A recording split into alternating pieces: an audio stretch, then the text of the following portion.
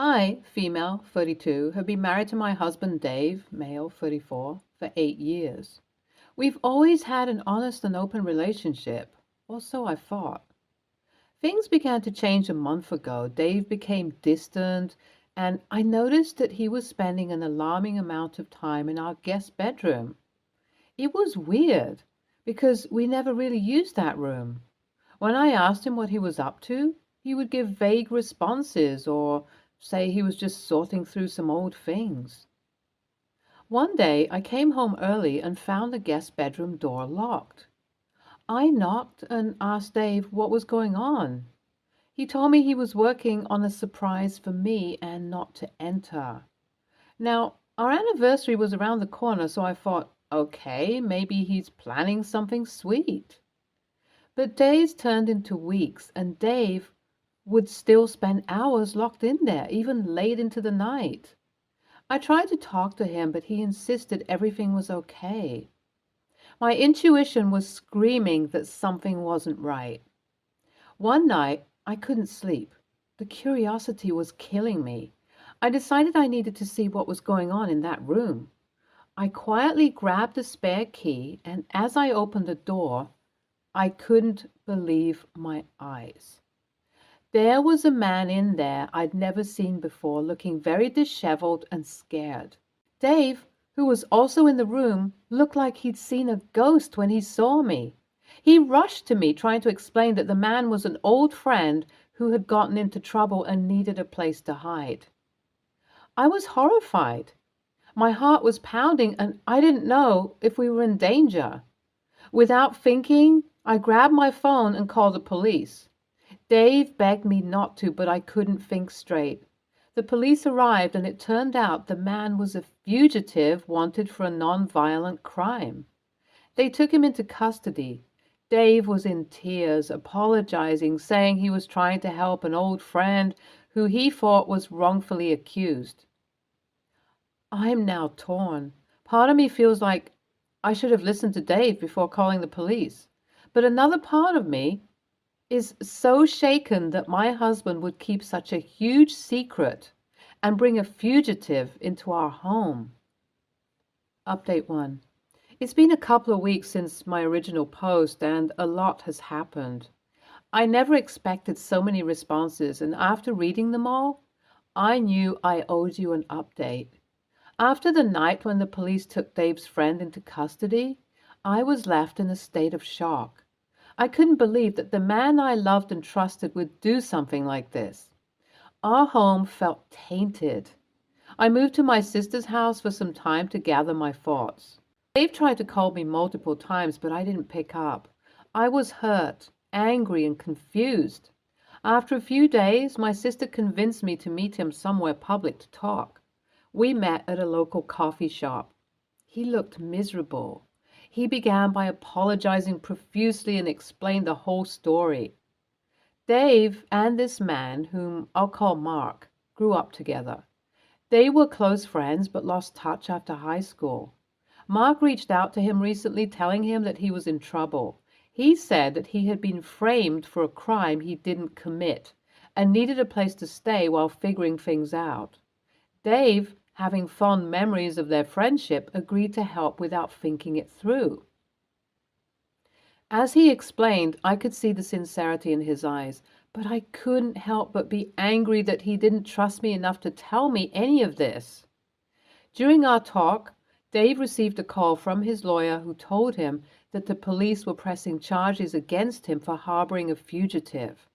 He broke down in the coffee shop.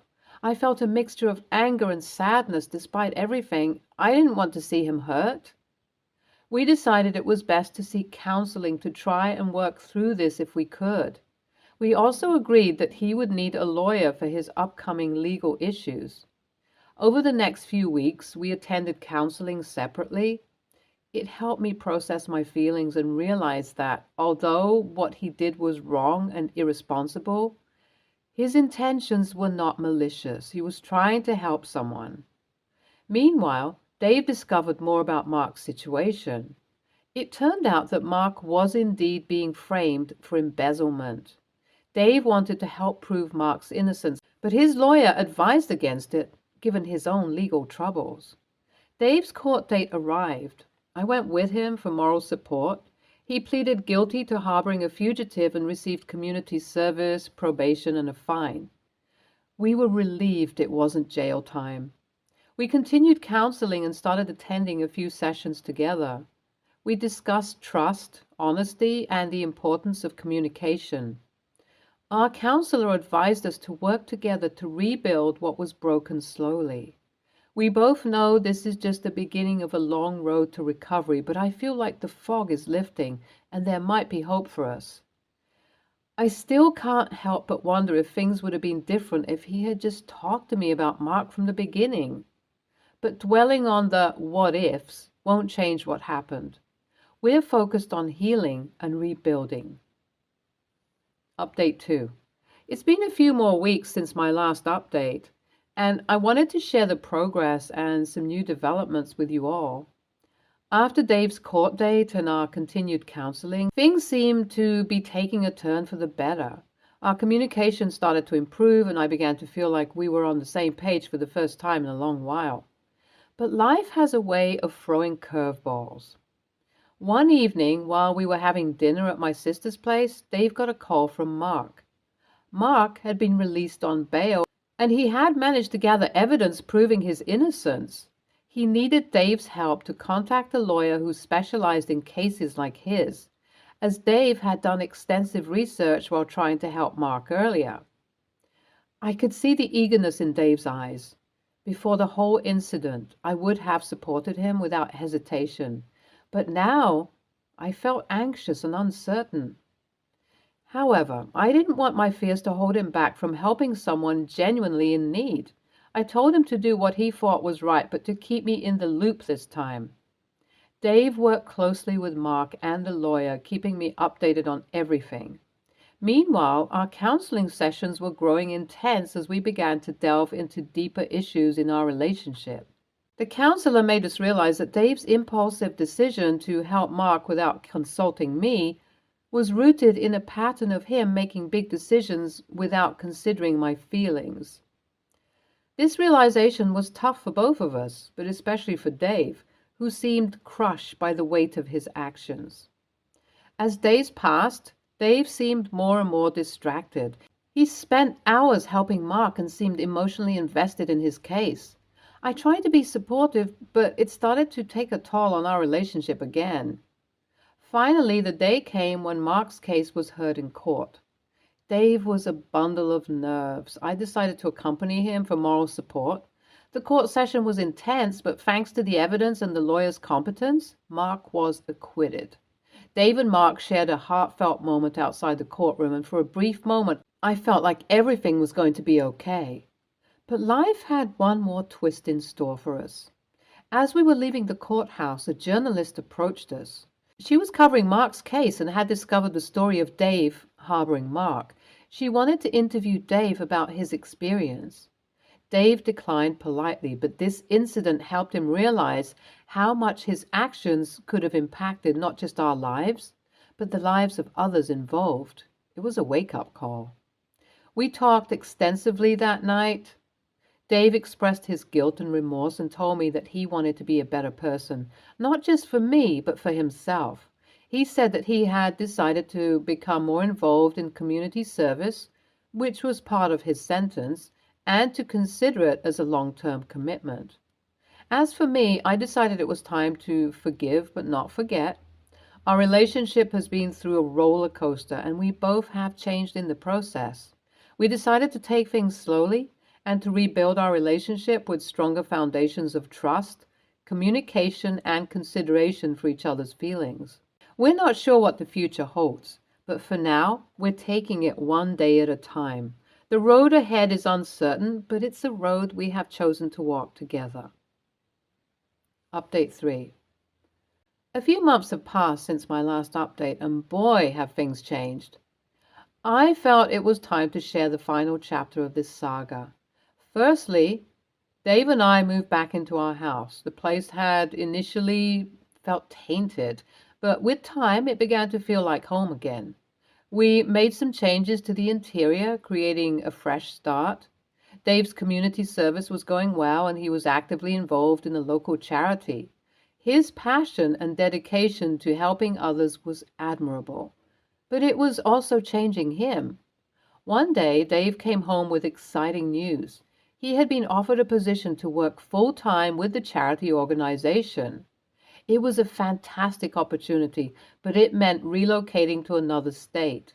He was torn. He didn't want to leave me, but felt it was something he needed to do. After a long heart-to-heart conversation, we decided it was best for him to take the job. It was a chance for him to start anew and really make a difference. But what did that mean for us? We agreed to try a long-distance relationship for a while, with the understanding that we would reassess things in 6 months. Dave moved and we kept in touch through calls and texts. However, as days turned into weeks and weeks into months, the distance began to affect our relationship. Our conversations became less frequent and more forced. During this time, I began to reevaluate my own life, and I realized I had put my dreams and ambitions on hold for my marriage. I decided to go back to school to pursue a master's degree in a field I was passionate about. 4 months into the long-distance relationship, Dave came to visit. We were both excited to see each other, but something was different. There was a distance between us that was more than just physical. We spent the weekend trying to reconnect, but it felt like we were trying to fit pieces from different puzzles together. On the last night of his visit, we sat down to talk. It was evident that we had both changed and grown in different directions. We had become two different people with different goals and dreams. After a tearful conversation, we decided to end our marriage.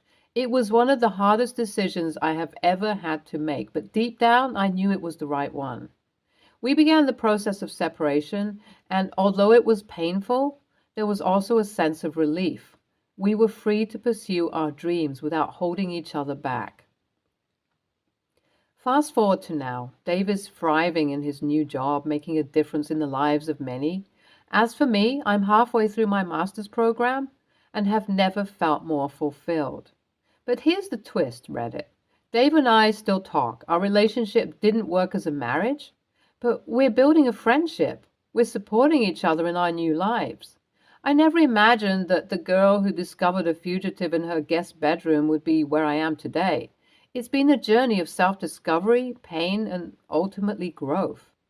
Dave and I had our flaws, but this experience taught us both so much about ourselves and each other. We didn't get the fairy tale ending, but in a way, we got something just as valuable. We got the chance to find ourselves and build the lives we always wanted, even if it's not together. Thank you, Reddit, for being a part of this wild ride. Your advice, kind words, and sometimes brutal honesty have been invaluable.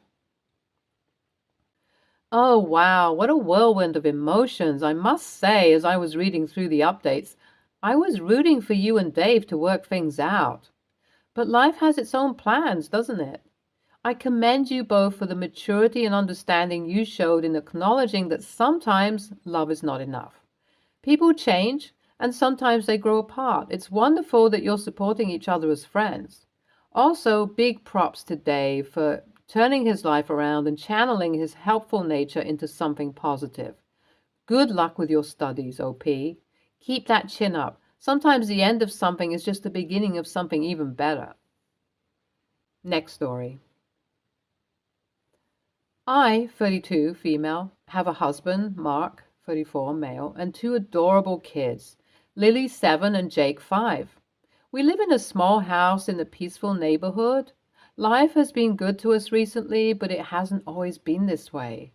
You see, I have a brother, Alex, 36, who has been estranged from our family for almost 10 years. Our childhood was rocky with parents who weren't really there for us. This led Alex down a dangerous path. He got involved with drugs and began stealing to support his habit. He stole from our relatives, my parents, and even me. I remember coming home one day to find my jewelry box empty and my savings gone. Alex would always promise to change, but it never happened. As we grew older, I worked harder to make a life for myself. I went to college, got a job, married Mark, and we had our children. I cut ties with Alex after one too many broken promises. It was a hard decision, but I needed to protect my new family. My parents passed away, and the rest of the family also distanced themselves from Alex due to his behavior. Fast forward to last week. I received a call from an unknown number, and it was Alex. My heart dropped. He sounded desperate and said he'd been evicted from his apartment. He claimed he had nowhere else to go and asked if he could stay with us. He kept saying he had changed and he just needed a place to get back on his feet. Now, I have my family to think about. My kids know very little about Alex, and I built a safe environment for them. The thought of letting Alex into our home, not knowing if he's truly changed, scared me. I also didn't want my kids to get attached and then face heartbreak if things went south. I discussed this with Mark. He didn't experience the past with Alex, so he was more sympathetic. He suggested that maybe we could give him a chance. This led to an argument as I explained the severity of Alex's past actions and how they impacted me. In the end, I called Alex and told him he couldn't stay with us. However, I didn't just leave it at that. I told him I would help him find a place to stay, like a shelter, and if he needed help looking for a job or getting into a program, I'd help with that too. Mark is disappointed in me, and the kids overheard our argument. They don't understand why their uncle can't stay with us, and I don't know how to explain it to them. I just want to protect them. Update 1. After my last post, my husband Mark and I had a long talk.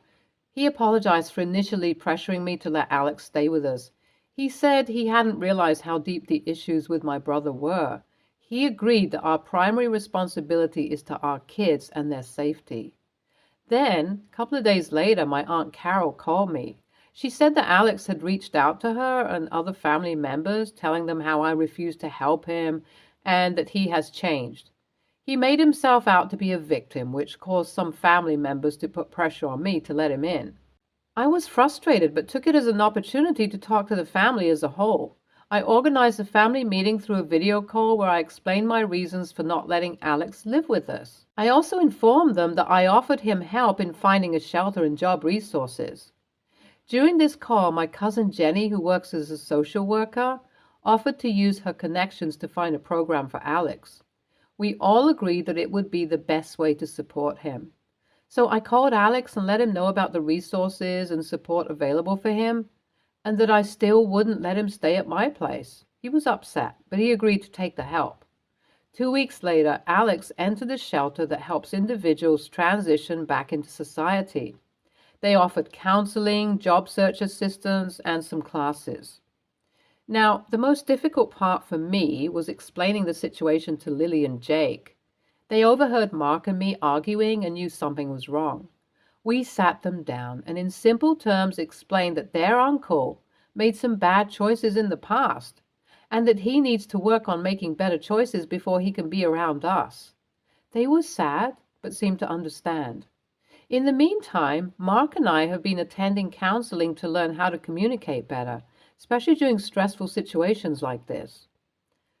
I've also been talking to a therapist about my past with Alex and working through these emotions. Something that hit me hard during this process was when my daughter Lily asked if Uncle Alex would ever get to visit. It broke my heart because I want them to know their family, but I also know the importance of protecting them. I feel like this experience has made me realize the importance of setting boundaries, but also the value in giving guidance instead of completely turning someone away. I know this is just the beginning, and only time will tell if Alex truly makes changes. However, for now, I am content with the decisions made, and I hope that I have not only protected my family, but also provided a path for my brother to rebuild his life. Update 2. First, let me talk about Alex. He's been in the shelter program for a few months now, and the change in him is astounding. He has been attending counseling, vocational classes, and has even started working part-time at a local convenience store. Jenny, my cousin, has been keeping tabs on him, and the feedback from the program is positive. They said he is dedicated and very focused on rebuilding his life. But here's the part that really got to me. Alex reached out to me, not for money, not for a place to stay, but to talk. He wanted to apologize. We met at a local park. I was nervous, to be honest, but seeing him thinner and more humble than I remembered broke down some of my defenses. He started by saying thank you for not letting him move in. He said that hitting rock bottom was what he needed. He apologized for everything, especially for the hurt he caused when we were younger. He cried. I cried. It was emotional. Now, while this was happening, Mark had been the most amazing support system. He's been understanding and encouraging throughout this journey. Our marriage has gotten stronger and the counseling has genuinely helped. Here's where things got a bit tricky. Our kids, Lily and Jake, started asking more questions about Uncle Alex. They overheard me telling Mark about meeting Alex and were curious. They wanted to meet him too. After some serious consideration and discussing with my therapist, I decided it would be okay for a supervised visit in a public place. We met Alex at the same park. Seeing him interacting with Lily and Jake was surreal. He was gentle and patient. The kids asked him questions and he answered honestly but age appropriately. They played, laughed, and had a great time. But during the visit, something unexpected happened. A lady approached Alex and started yelling at him. She was someone he knew from his past and was angry about some unresolved issues. I quickly gathered the kids and Mark stepped in to defuse the situation. Alex apologized and handled the situation maturely, but the incident reminded me of the past. When we got home, we talked to the kids about what happened. We explained that sometimes people get angry and that it's important to solve problems calmly. They seemed okay, but I could see they were confused. Now I'm questioning my decision. Was it too soon to introduce Alex to the kids? Have I jeopardized the safe environment I tried so hard to build for them? At this point, I'm still open to building a relationship with Alex, but setting clear boundaries. I also want to be cautious about how this affects my children. This whole experience has taught me that sometimes life isn't black and white. There are layers of emotions and consequences to every decision. I want to be compassionate, but also protective. Update 3. It's been about a year since my last update, and this will probably be my final update on this matter. So much has changed, and I feel like I've learned a lifetime of lessons in just this short span. First, let's talk about Alex. After the incident at the park, we didn't see him for a while. He called and apologized for what had happened. He explained that he's trying to distance himself from his old life, but sometimes the past catches up. I told him that I appreciate his effort and that he's always welcome in our lives, provided he continues to make positive changes. I also made it clear that the safety and well-being of my family are my priority. Alex continued to progress. He completed the program at the shelter, found a steady job, and even rented a small apartment. And then, a few months ago, he surprised us all by announcing that he's going back to school to become a counselor, focusing on helping individuals with backgrounds similar to his. I was floored. Now, onto my family. Mark and I have continued to strengthen our relationship. Our kids, Lily and Jake, have also been doing great. They occasionally ask about Uncle Alex, and we've kept them updated on his progress. We decided as a family that we should give Alex another chance, but this time we wanted to be better prepared. We spoke to a family counselor to guide us through the process. So a few weeks ago, we planned a family gathering at our home with close family members, including Alex. We had a barbecue, and it was one of the most heartwarming days I've had in years. Alex seemed genuinely happy and changed. He talked about his plans, his new life, and how grateful he was for the support. I took a moment to talk to him privately. I told him how proud I am of the changes he's made and that while our past will always be a part of us, it's what we do now that defines who we are. We both shed a few tears, and for the first time in my life, I felt like I had a real brother. After the family gathering, Lily and Jake were ecstatic. They felt like they got to know a part of the family they didn't know existed. They were proud of their Uncle Alex, and it was a teaching moment for them about redemption and change. Reflecting on everything, I realize that sometimes the toughest decisions we make are the ones that shape not just our lives, but the lives of those around us. By not allowing Alex to move in initially, we may have set him on the path he needed to rediscover himself. And by cautiously allowing him back into our lives, we've opened the doors for healing and new relationships for everyone involved. As for me, I've learned the value of forgiveness, boundaries, and the power of family, be it by blood or by choice. Your story touched my heart deeply. I believe in second chances, and it's incredible to see how your brother turned his life around. Sometimes, all someone needs is to know that someone else believes in them. By setting boundaries, but also showing him compassion and including him back into the family, you have probably played a significant role in his recovery. I can imagine how hard it must have been, and you're a testament to how someone can be firm yet caring. I hope your brother continues on his path and your family keeps growing stronger. This story shows the transformative power of love and understanding. Stay tuned for more stories from Our Girl Relationships.